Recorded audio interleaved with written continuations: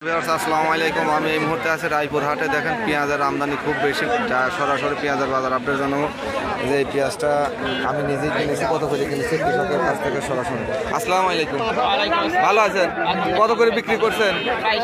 2200 টাকা। 2200 টাকা বিক্রি হলো পেঁয়াজের বাজার। তো 2200 টাকা পেঁয়াজ বিক্রি করে আপনাদের লস হচ্ছে না? লস হয়েছে, এখন কি করবো, নিচ্ছে না বাজারে।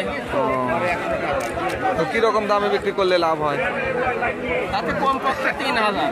3000। সবার একই কথা যে খরচা আর যেরকম নষ্ট হয়ে গেছে, তো 3000 টাকার উপরে না বিক্রি করলে কৃষকের একবারে লস হচ্ছে।